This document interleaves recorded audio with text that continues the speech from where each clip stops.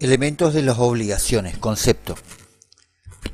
Los elementos de las obligaciones son aquellos factores indispensables e indiscutibles e ineludibles que hacen a la existencia misma de la obligación. Los tres elementos que no tienen discusión en la doctrina son los sujetos, objetos y causa-fuente. Punto y aparte. Pizarro y Vallespinos agregan el vínculo jurídico. Entre paréntesis, Moisset, Despanés y Bueres. Punto y aparte. Jambía ha cuestionado el vínculo jurídico, que el vínculo jurídico revista tal carácter, aduciendo que se trataría de un elemento propio de toda relación jurídica y no sólo de la relación obligatoria. Con similar criterio, habría que negar el carácter del elemento esencial al sujeto, al objeto, a la causa, que son comunes a todas las relaciones jurídicas.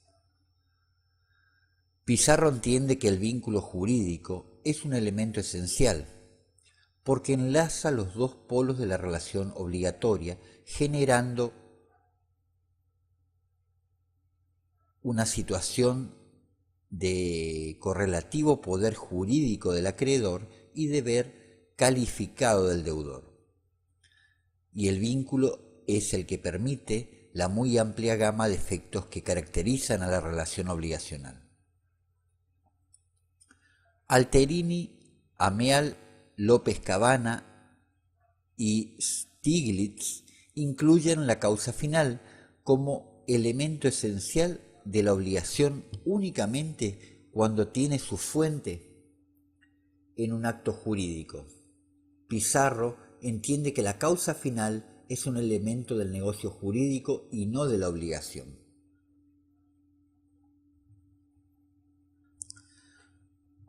Los sujetos, concepto. Un vínculo relación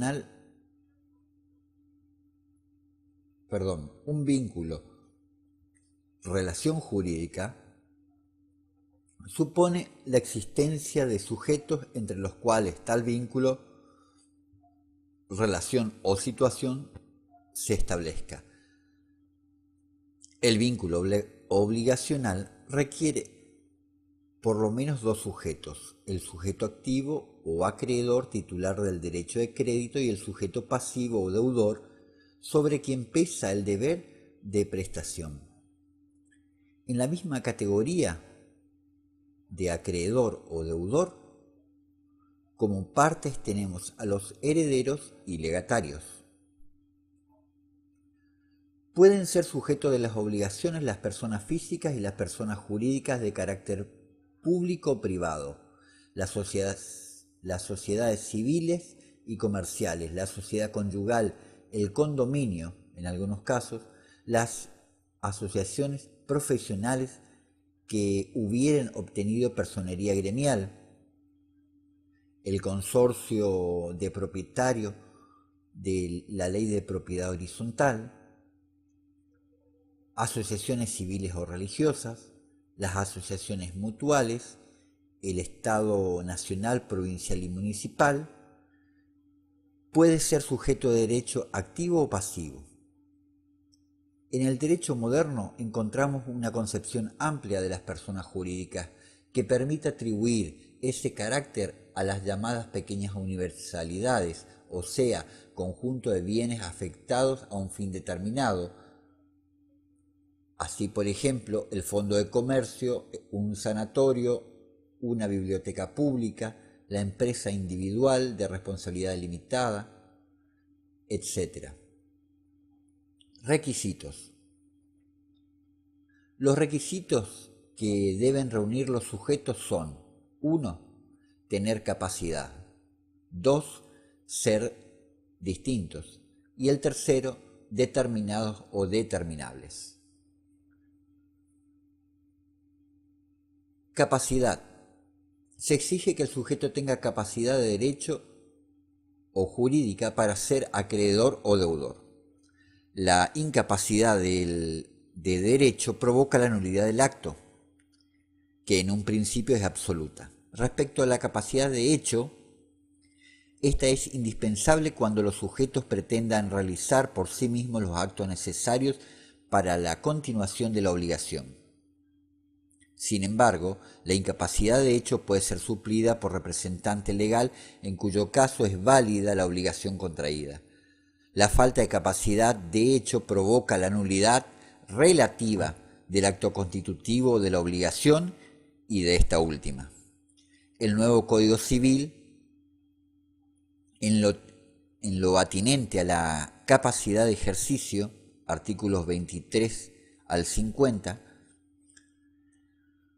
al materializarse la incorporación de variadas normas que protegen a la persona en general y a los niños, adolescentes y a las personas con capacidad diferentes en particular, en virtud del contenido de los tratados internacionales incorporados a la Constitución Nacional, artículo 75,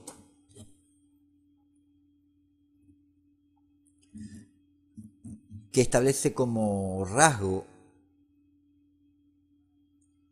y regla general la presunción de que toda persona humana es capaz y las limitaciones a la capacidad son de carácter excepcional. Artículo 31. En el artículo 23 del mismo cuerpo normativo dispone: toda persona humana puede ejercer por sí misma sus derechos, excepto las limitaciones expresamente previstas en este código y en una sentencia judicial, siendo únicamente incapaz de ejercicio la persona por nacer, la que no cuenta con edad y grado de madurez suficiente.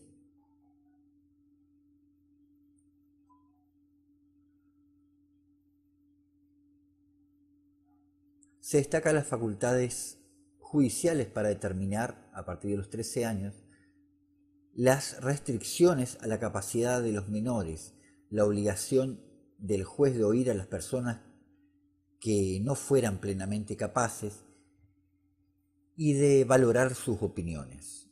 Y el último, el tercero, la persona declarada incapaz por sentencia judicial en la extensión dispuesta en esa decisión. El segundo punto que analizamos es que sean sujetos distintos, ya que nadie puede ser acreedor y deudor de sí mismo. Cuando esto ocurre, la obligación se extingue por confusión, artículo 931 del Código Civil y Comercial. El tercer punto es que sean sujetos determinados o determinables.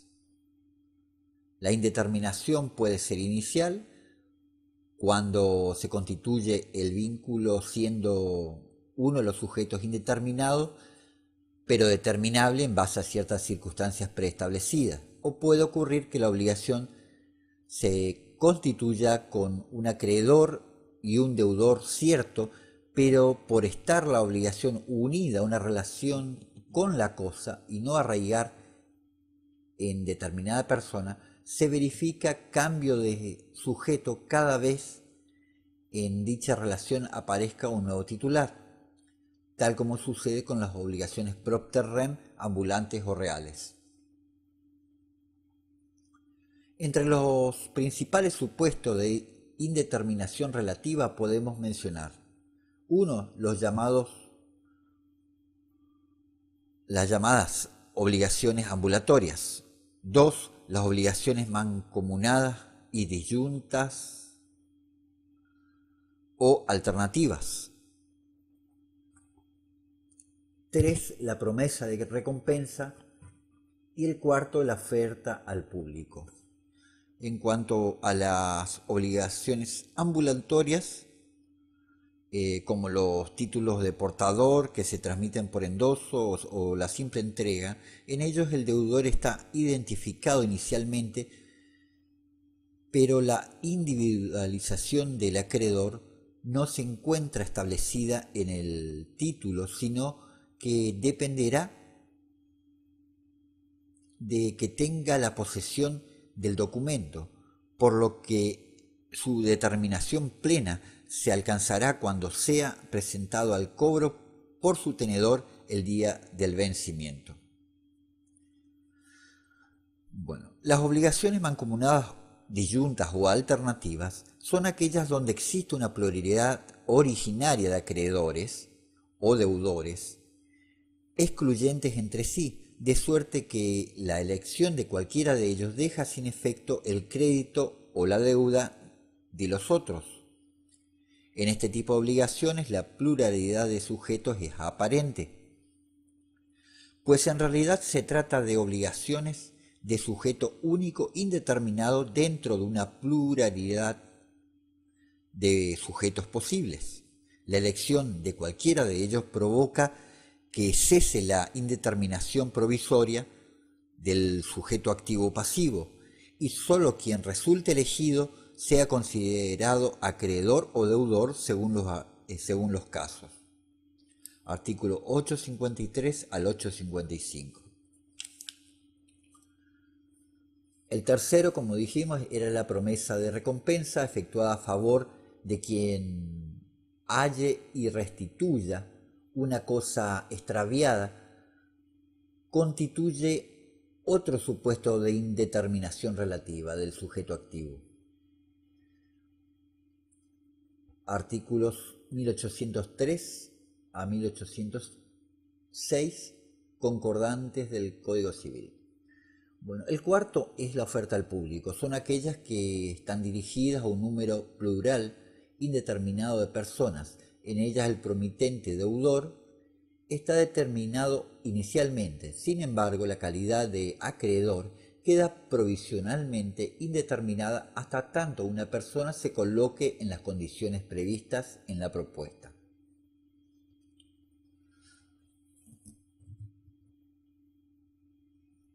Los sujetos en la relación de consumo. La ley 24.240 de defensa del consumidor hace indispensable determinar los sujetos de la relación de consumo, pues tiene por objeto la defensa de los consumidores y usuarios en sus relaciones de consumo con los proveedores de bienes y servicios. A. Consumidor. Para la ley 24.240 son consumidores o usuarios aquellas personas físicas o jurídicas que contratan a título oneroso para consumo final o beneficio propio o de su grupo familiar o social determinados bienes o servicios. Artículo 1. Para ser considerado consumidor es preciso que quien adquiera un bien, un servicio a título oneroso, efectúe dicha adquisición a fin de satisfacer una necesidad individual o familiar. Por tal motivo, la ley 24.240, en el artículo 2, establece que no tendrán carácter de consumidores o usuarios quienes adquieran, almacenen, utilicen o consuman bienes o servicios para integrarlos en procesos de producción, transformación, comercialización o prestación a terceros. No es, por ende, consumidor quien adquiere un bien o servicio para aplicarlo directa o indirectamente al proceso productivo.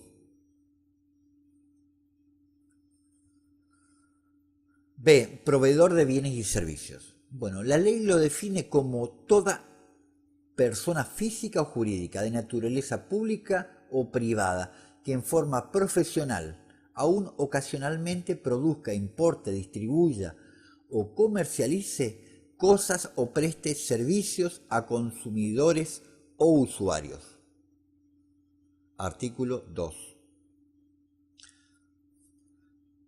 Punto y aparte. La contraposición entre el proveedor de bienes y servicios y el consumidor es categórica. Esta situación se ve potenciada en la medida que los bienes o servicios asumen mayor complejidad o en aquellos ámbitos donde el consumidor presenta una situación de inferioridad.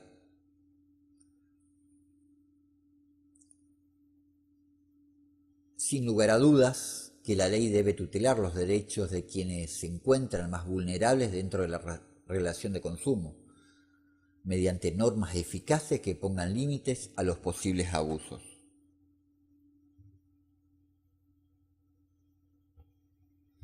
Punto C. Sujetos excluidos. 2 puntos. La ley contiene 2 exclusiones en su artículo 2. La primera, quienes adquieren para su consumo personal o de un grupo un determinado producto o servicio y luego lo vuelcan al mercado. Y el segundo, la otra, está referida a los servicios que requieran para su ejercicio título universitario y matrícula otorgada por colegios profesionales reconocidos oficialmente. Respecto del segundo supuesto existen opiniones encontradas. Algunos ven a esta exclusión como un privilegio injustificable respecto de otros proveedores de servicios no universitarios y una situación inconveniente de desprotección de los usuarios de los mismos. En tal sentido, Mosset, Iturraspe, Lorenzetti y Pizarro. Otros, en cambio, consideran razonable la exclusión en virtud de existir todo un andamiaje normativo específico que rige la actividad profesional, como las normas éticas y deontológicas. En tal sentido, Vázquez, Ferreira, Vallesprinos.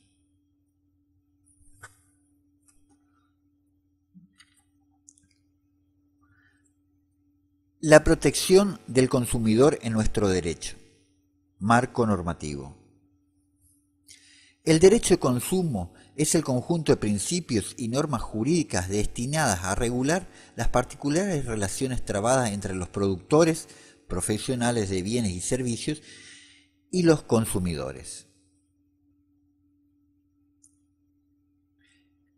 El fin de las normas del derecho de consumo es restablecer la igualdad entre los productores profesionales de bienes y servicios y los consumidores no profesionales, a través de la imposición a los primeros de conductas positivas y prohibiciones tendientes a otorgar a los consumidores marcos adecuados de protección en la contratación y seguridad de su persona.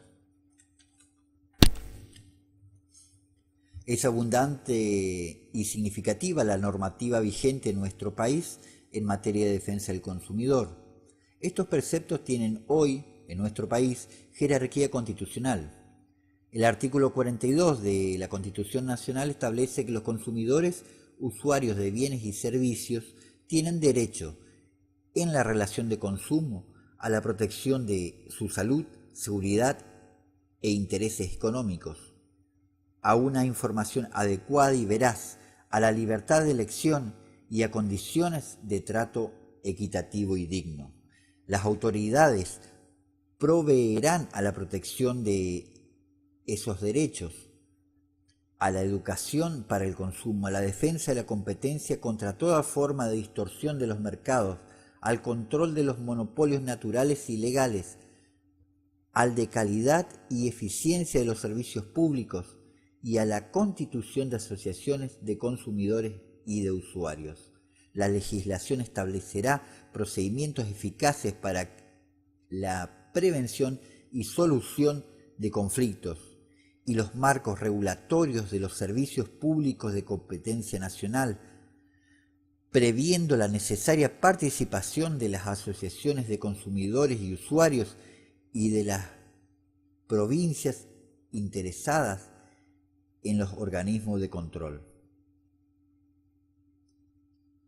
La Constitución de la Provincia de Corrientes, artículo 48, reconoce que los consumidores y usuarios de bienes y servicios tienen derecho a la relación de consumo, a la protección de su salud, seguridad e intereses económicos, a la información adecuada y veraz, a la libertad de elección y las condiciones de trato equitativo y digno. Punto, en igual sentido.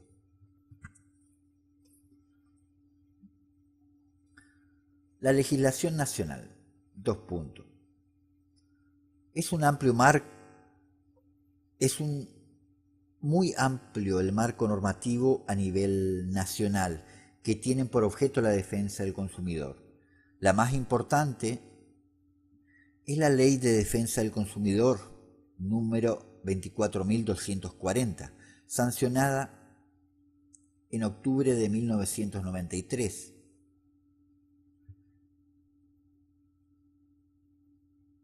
Y que ha sido objeto de distintas reformas, 24.568, 24.786 y 24.999. Punto y aparte. Además de la Ley de Defensa del Consumidor y su decreto reglamentario, existen otras leyes nacionales que de manera directa o indirecta regulan las relaciones de consumo. 1. La Ley 22.262 de Defensa de la Competencia, que está orientada a asegurar el correcto funcionamiento de los mercados y a sancionar conductas anticompetitivas que traben el funcionamiento del mismo. La segunda es la Ley 22.802 de Lealtad Comercial, destinada a proteger al consumidor a través de la regulación de 3 aspectos fundamentales, que son la identificación de las mercaderías, la denominación de origen del producto y normas de publicidad.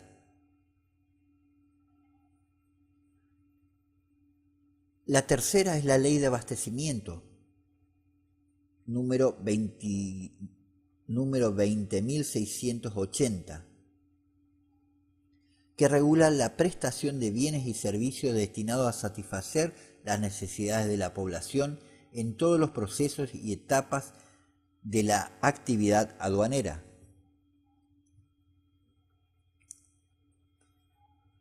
La cuarta, la Ley 18.284, Código Alimentario Nacional,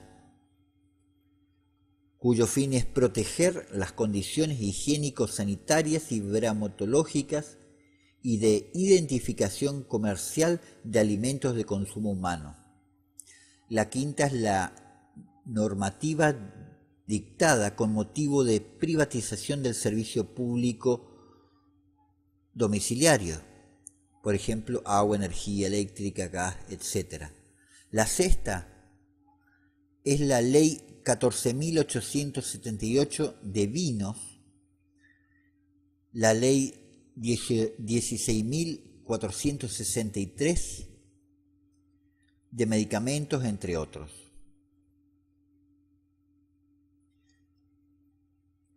A nivel provincial también existen dispositivos orientados a proteger los derechos de los consumidores.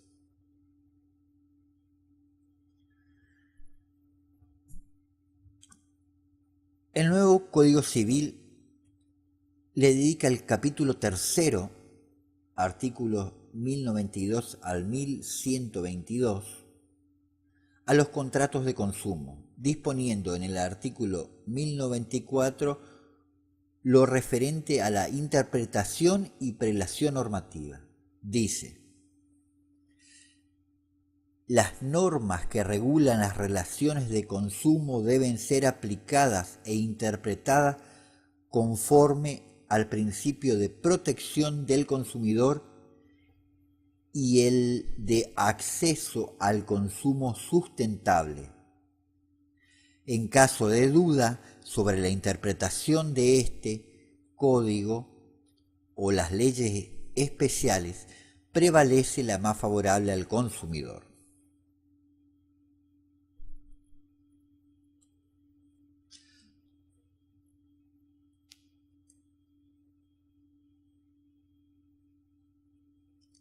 Este constituye uno de los principios fundamentales del derecho de consumo, el favor consumatoris,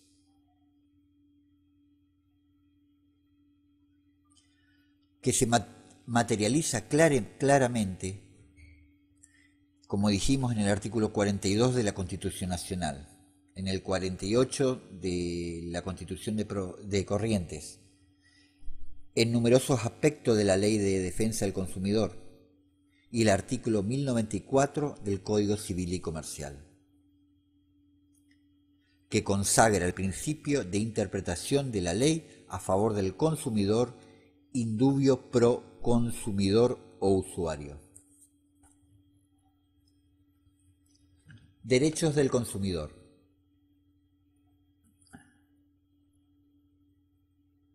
Nuestra Constitución Nacional y de la provincia de Corrientes, la Ley de Defensa del Consumidor 24240, reconocen expresamente ciertos derechos fundamentales del consumidor.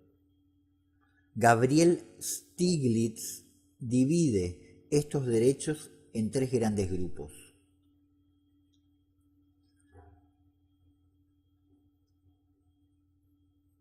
El primero, A, derechos primarios fundamentales. El segundo es derechos sustanciales del consumidor.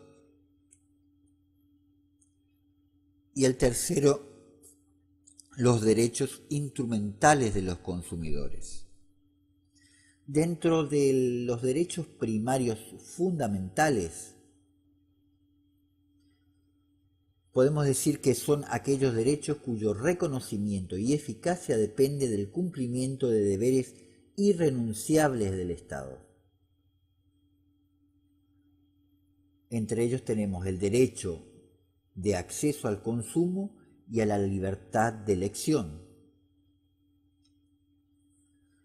Debe garantizarse el derecho del consumidor a elegir el producto o servicio que desea adquirir en el marco de libre competencia al mercado. Esto presupone implementar normas que combatan el monopolio y el oligopolio y toda otra práctica que compite contra la posibilidad del consumidor de elegir. El segundo es el derecho a la educación para el consumo. Se debe dotar al consumidor de conocimientos idóneos para la realización de actos de consumo sin riesgo para su persona o para sus intereses económicos, cuestión nada sencilla si se tiene en cuenta la diversidad de servicios y productos que hoy ofrecen en el mercado, la fuerte influencia de la publicidad y sobre las diferentes modalidades y condiciones de contratación. Esta situación se potencia frente a sectores de escaso nivel cultural que se encuentran en planos de notoria desigualdad.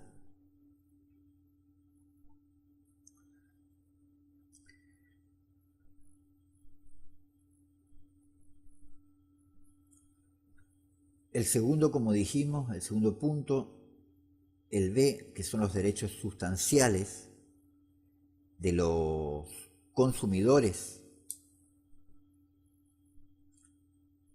son aquellos reconocidos por las normas de derecho de fondo, que abarcan los aspectos más importantes de la relación de consumo. Entre ellos tenemos el derecho a la protección de la salud, a la integridad y a la preservación y reparación de daños. Y el segundo es el derecho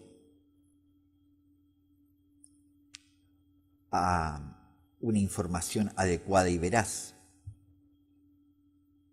Veamos el derecho a la protección de la salud, a la integridad y a la preservación y reparación de daños. El Estado debe adoptar las medidas para garantizar que los productos sean inocuos en el uso al que se destinan normal y previsiblemente, y a tales fines disponer medidas administrativas y judiciales que mejor se adecúen a dicha finalidad. Dentro de este contexto, la función preventiva, expresamente prevista en nuestro Código Civil y Comercial, asume una dimensión significativa y se materializa en vías administrativas o judiciales preventivas, tendientes a evitar daños al consumidor. Con respecto al derecho a una información adecuada y veraz, el consumidor tiene derecho a una debida información sobre los bienes y servicios que adquiere, las condiciones negociables de las operaciones que se propone, concreta y en particular acerca de sus derechos y sus obligaciones. Dicha obligación de informar recae principalmente sobre el proveedor profesional de bienes y servicios. En consecuencia, el consumidor o usuario debe estar protegido frente a la ausencia de información, ante la desinformación muchas veces provocada o inducida y frente a la publicidad engañosa.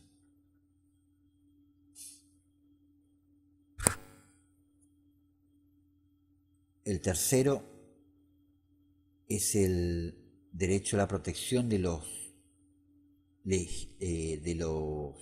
legítimos intereses económicos de los consumidores, el derecho a un trato digno y equitativo. Ello implica que el consumidor deba estar protegido en las distintas fases de contratación, en la etapa previa o de promoción, protegiéndolo de la publicidad falsa y engañosa, al tiempo de celebrarse el contrato, procurando respetar la libertad de contratar o no del consumidor y el derecho de conocer el contenido negocial y sus términos, después de celebrado el contrato y durante su ejecución, asegurando un régimen adecuado de garantías o de servicios de postventa adecuados y de plena vigencia de un régimen eficaz de responsabilidades. En suma, el derecho a un trato contractual justo y equitativo.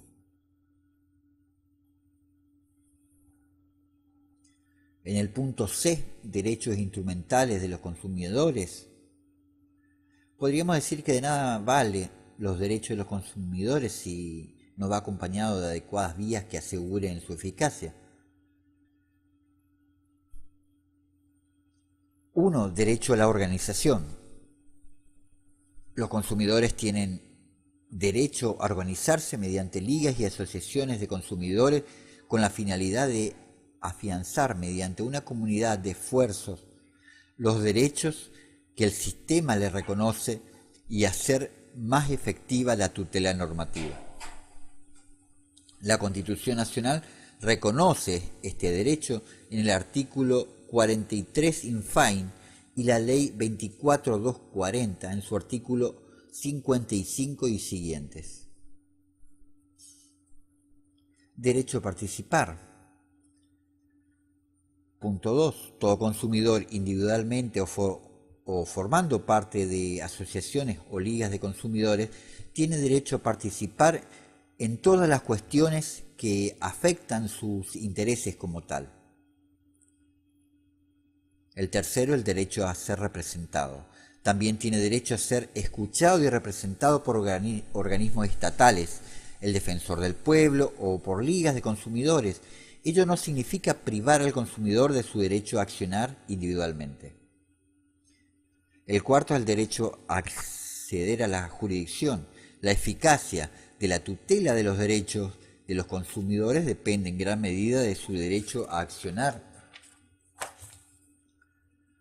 o acceder a la jurisdicción en el marco de razonable celeridad y eficacia, artículo 45 al 51 de la Ley 24240.